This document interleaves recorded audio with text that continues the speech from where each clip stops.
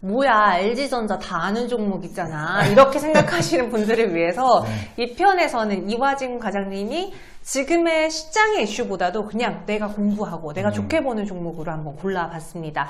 사전에 저희한테 3개의 종목을 주셨는데 어떤 기준으로 고른 거예요? 그 3개는? 일단은 성장성을 봤고요. 그리고 또 안정성으로 실적이 나오는데 너무 저평가됐던 종목도 있고 네.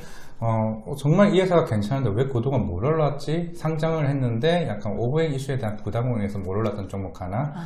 하나는 반도체인데 네. 사실 어떻게 보면은 삼성전자 빨은 아니고 어떻게 미국 최근에 이제 바이든 행정부에 따라서 그쪽에 수혜를 받을 수 있는 종목을 가지고 왔습니다. 실적도 있고 거기에다가 성장성도 갖춘 그런데 왜 이 가격이지? 왜 사람들이 주목을 안 하지? 싶을 만한 종목을 갖고 오셨다고 했습니다. 네. 첫 번째로 그 3가지 중에서 나 요 종목 진짜 밀고 싶다. 네. 제일 좋아 보인다. 선호도로 한번 볼게요. 일단 넥스틴 넥스틴이요? 종목을 일단 가지고 왔습니다. 네. 사실 이 회사 같은 경우는 이제 반도체 검사 장비 만드는 업체거든요. 뭐 흔히 말하는 미세 패턴을 이제 결합을 하는 검사 장비인데 미국에 있는 KLL이라는 회사가 지금 시장 90% 정도 차지하고 있습니다. 그러면 결국엔 10%에 대한 시장을 이 회사가 싸워야 되는 상황인데 물론 크지 않은 상황이기 때문에 1%, 2%만 가져가도 굉장히 크게 먹을 수 있는 시장이거든요. 근데 이런 시장보다는 사실 이 회사를 접근했던 이유는 인텔을 좀 접근을 갔습니다. 지금 바이든 행정부가 요구한 게 그거죠. 중국이랑 분쟁을 하기 위해서 자기네 나라의 반도체를 육성하기 위해서 62조 지원한다고. 결국은 그에 대한 지원이 인텔 쪽으로 많이 몰릴 수가 있을 것 같습니다. 지금 이 회사 같은 경우는 지금 인텔이랑 공동 개발하고 있는 게 3D 반도체 검사 장비를 테스트 과정이 있는 상황이고 작년 9월인가 10월쯤에 진행을 했고 대략 1분기나 아마 4월쯤에 테스트 결과가 나올 것 같은데 이게 성공이 되면은 아직 3D 반도체 검사 장비를 미국에 있는 KL에도 못 만들었습니다. 그만큼 우리가 반도체가 미세화됐을 때 더 좋은 조건으로 만들 수 있는 장비를 얘네가 먼저 만든다. 그러면 인텔에서는 너네 이거 정말 좋다. 자, 2, 3분기부터 이제 우리 너네 이 물건 쓸게. 그럼 실적이 굉장히 확 좋아지는. 실제로 작년 이 회사 매출이 500억 정도인데 이게 개발이 되고 물론 기존에 있는 제품도 있겠지만은 이게 완공이 되면 내년쯤에 매출이 4배 정도가 늘어날 수 있어요.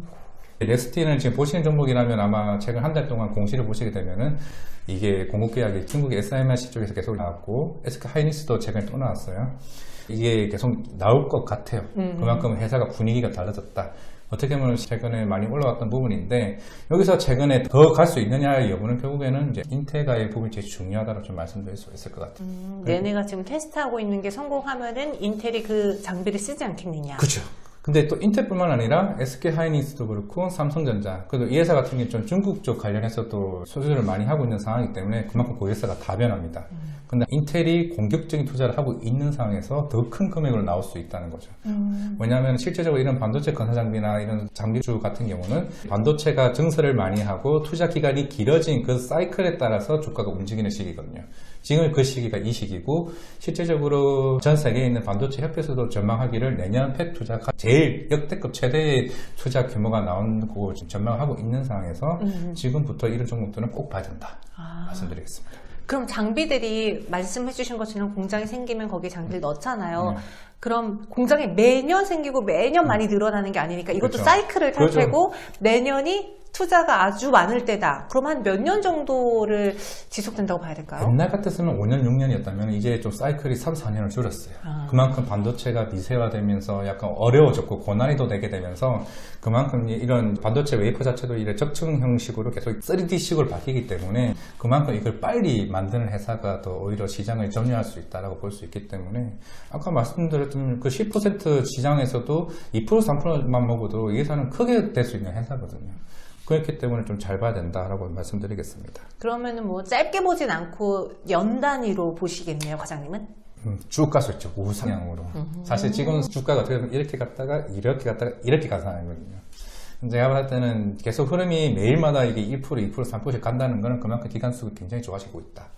제가 목표가를 이 회사를 9만 원을 좀 밸류에이션을 잡긴 했습니다만은 결국 인텔과의 테스트 결과에 따라서 분위기가 달라질 수 있다. 그때 밸류에이션 리레이팅을 다시 해야 된다 말씀드리겠습니다. 그럼 얘는 아쉬운 게 하나도 없나요? 혹시 뭐 이렇게 좀 걸린다던가 그럼에도 이거 조심하셔야 돼요. 이런 건 없습니까? 그렇다고 한다고 하면은 바이든이 아니 너네 기술 저기 KLL한테 줄 거야. 아. 인텔 너네 수준 안 줄 거야. 물론 그렇지는 않겠죠. 결국에는 한국과의 기술에도 도움을 받아야 되는 입장이기 때문에 그 정도까지는 아닐 거예요. 말했지만 이 회사는 연 단위로 500억, 600억밖에 안 되는 회사입니다. 그만큼 내년 1,500억 정도만 벌어도 그냥 충분히 크실 수 있는 회사니까. 왜냐면 이 한 대만 팔아도 30억, 40억 하는 회사니까요.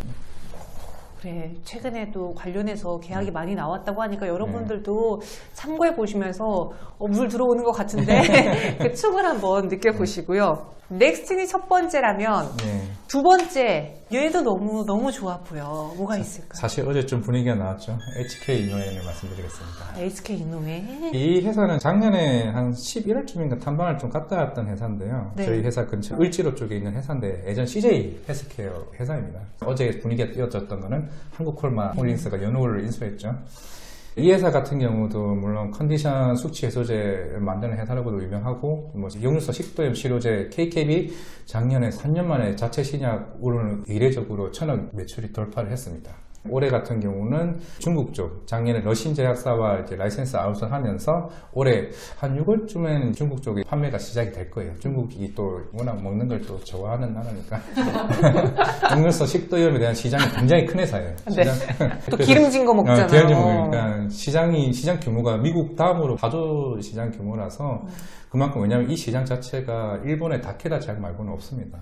그 다음에 이 회사이기 때문에 그 시장을 크게 가져갈 수 있다는 부분에서 좀 획기적이다 말씀을 드릴 수가 있을 것 같고, 그리고 올해 같은 경우는 25개국에서 완제품에 대해서 판매를 할 것이기 때문에 1,000억이 아니라 1,500억, 2,000억까지 쑥 올라갈 수 있는 회사라 좀 말씀을 드릴 수가 있겠고, 물론 리오프닝으로 숙취 치료제에 대한 컨디션을 얘기는 하긴 하지만은 네. 사실 매출 비중이 그렇게 크지는 않아요. 단순하게 뭐 작년에 H&B 쪽에서 적자가 나왔던 부분을 올 기저 효과로 매출 올라와 줄 수 있다는 부분은 긍정적이긴 하지만은 결국에는 KKB 잘 돼야 되는 거고, 그리고 화장품 같은 경우도 한국콜마 홀딩스 기분이 한 42% 정도 지분을 가지고 있습니다. 결국 한국콜마가 화장품 OEM 회사이다 보니까 이 회사가 콜마 더마라는 브랜드 화장품을 하고 있는데 아직은 크게 하고 있지는 않지만은 이제 연호라는 이제 화장품 용기 회사를 가지고 오게 되면서 이런 시너지 효과로 어떻게 보면 아직은 안 나오는 매출이지만은 여기서 향후 좀 중장기적으로 떠오를 수 있다라고 한다면은 사실 매출은 잘 나와요. 정말 매출은 정말 좋은데 네.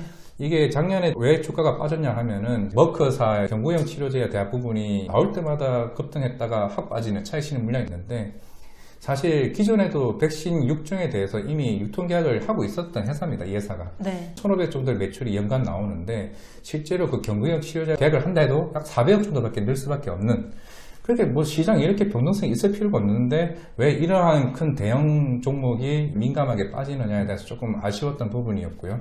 사실 제일 큰 리스크가 하나가 있습니다. 오뱅 이슈가 있는데 오버행 이슈. 작년 상장된 지 얼마 안 됐기 때문에 FI 투자자 물량이 좀 많아요. 한 190만 주 정도가 작년 11월 말쯤에 블락딜로 해가지고 5만 5천 원대 물량을 다 넘겼고요. 이제 남은 물량이 2월 9일 날 400만 주에 대한 물량이 지금 나온 상태입니다. 시장에. 2월 9일이에요. 예. 실제로 이 회사들의 평단이 제가 알기로 37,000원입니다. 지금 가격이 한 4만 초반일 때를 감안을 했을 때 뭐 FA 투자자들이 바보도 아니고 비상장일 때 사는 회사들이 적어도 5만 5천 원, 6만 원대 올라갈 때까지 제가 봤을 때는 더 이상 팔지는 않을 것 같긴 해요.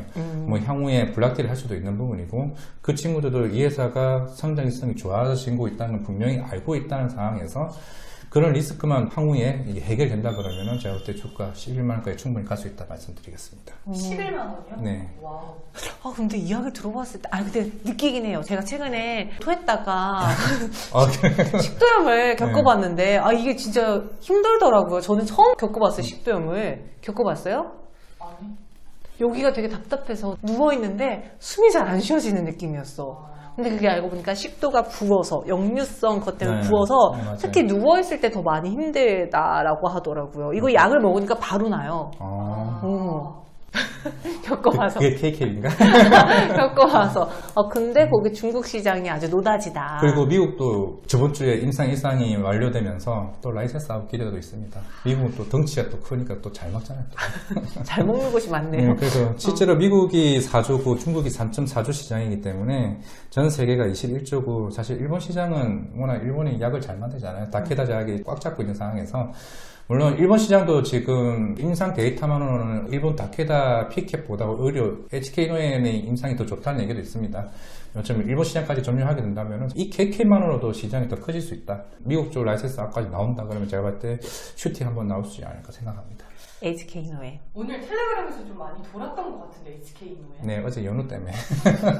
저도 어제 좀 다른 방송에서 얘기를 했지만 항상 이 종목을 보고는 있었어요. 아, 시장이 언제 관심을 받지? 연휴? 그래, 이제 시장에 관심 받을 때 방송에 나와서도 하자. 제가 가지고 있다는 건 아니고 이런 좋은 주식을 실적이 좋아지는데 왜 사람들이 관심을 안 가질까에 대한 좀 아쉬움이 있더라고요. 이번에 연우덕 제대로 봤기 네, 때문에 그러니까요. 아마 많은 분들 뇌리에 박혀 있을 것 같고요. 마지막으로 세 번째 종목입니다. 얘는 또 저희가 잘 알죠. 네. 잘 아시네. 잘 알죠. 네. 어떤 종목입니까? 골프웨어 쪽으로 우리나라 시장 점유율 1등을 하고 있는 크리스 FNC입니다. 크리스 FNC. 근데 이 회사를 내가 꼭 굳이 매수할 만한 그런 매력이 있을까? 이제 우리나라가 리오프닝 되면서 해외로 나갈 수가 있죠. 네. 사실 뭐 골프 사람들은 코로나 때 이미 다 오른 거 아니야? 라고 할 수는 있겠습니다만은 사실 저도 최근 골프를 갔다 왔지만은 와 골프 예약하기도 정말 힘들고 옷 브랜드도 굉장히 많고 저도 사실 이 회사의 브랜드를 제가 좋아하진 않는데 개인적으로 근데 숫자로만 봤을 때는 우리 흔히 알고 있는 캘러웨이나 이제 테일러메이드나 타이틀리스트나 이제 PSG와 같은 매출이 네. 이 회사에서 나오는 파리게이츠나 마스터바리 에디션이나 세인트 앤드류스와 같은 매출이 거의 비슷비슷해요. 왜냐면 단가가 높잖아. 비싸. 마스터바니 이런 거 단가 높아. 저 깜짝 놀랐어요. 마스터바리 에디션이 그렇게 비싼 줄 몰랐어요. 마스반이 그 엠버서더라고 그런 거 있어요. 그 SNS에서 홍보할 수 있는 기술을 뽑거든요. 지원했는데 떨어졌어요. 안 된대. 거기 약간 좀 섹시한 이미지를 좋아한다고 안 된대요. 그러니까 이런 걸 누가 이 브랜드를 잘 입나라고 생각을 하지만 단가 자체가 굉장히 비싸. 비싸서. 저 세인트 앤드레스 겨울에 가가지고 위아래 했는데 130만 원이라 그래서 그게 내려놨어요. 진짜요? 진짜로. 진짜 그 가격이에요. 그래, 특히 또 여성분들이 처음 골프 시작하시는 분들이 이왕 살 거면 또 좋은 브랜드를 사시더라고요. 맞아요. 이 회사의 포인트가 저가, 중저가가 아니라 고가 하이엔드급의 브랜드에 대한 매출이 중심을 좀 많이 보시는 것 같아요, 시장에서도. 또 사실 우리가 여름에 옷을 많이 사고 또 겨울에 옷을 많이 사다 보니까 2분기, 4분기에 대한 매출이 굉장히 증가할 수가 있습니다. 그렇기 때문에 여기서도 실적이 좋아지고 일단은 이 회사의 퍼가 4배밖에 안 됩니다. 원체 싸고 매출이 계속 나오고 있고 평균적으로 우리가 2018년 기준으로 1인당 해외에 나갔을 때 골프 쓰는 비용이 170만 원 정도 된다고 합니다. 그러니까 우리가 없던 지출이 이제는 여기서 매출이 나온다고 했을 때 작년보다 훨씬 더 성장이 더 커질 수 있다는 거죠. 주가도 그동안 빠진 것도 거의 없어요. 계속 이제 이렇게 갔다가 이렇게 박스권이 형성이 되는 과정인데 왜냐면은 실제로 해외에 나가서 골프 치러 가냐 체크를 해볼 필요가 있다는 거죠, 시장에서는. 제가 봤을 때는 여기서 한번 더 크게 나올 수 있다고 생각을 하고 있습니다. 저 홈쇼핑 보는 거 되게 좋아하는데 요즘 홈쇼핑에서 동남아시아 골프 여행 패키지를 엄청나게 팔고 있어. 특히 여자분들은 또 작년 거 안 입지 않아요? 특히 2년 전 골프복은 다시 안 꺼내 입을걸요? 이게 자꾸 너무 트렌드가 바뀌기 때문에 자꾸 사게 되더라고요. 맞아. 그리고 우리 골프 사는 정부 정책도 있습니다. 골프 그린피를 못 올리게 하고 대신에 더 대중화시키게 된다고 하죠. 그렇게 되면 골프장은 힘들 수는 있을지언정 골프웨어에 대한 수요는 더 커질 수 있다. 그 포인트를 잡는다고 하면은 크리스 FNC는 길게 봐야죠. 제가 봤을 때는. 그리고 나는 무조건 소비는 여성이야. 여성이 주 타겟이 돼야 돼.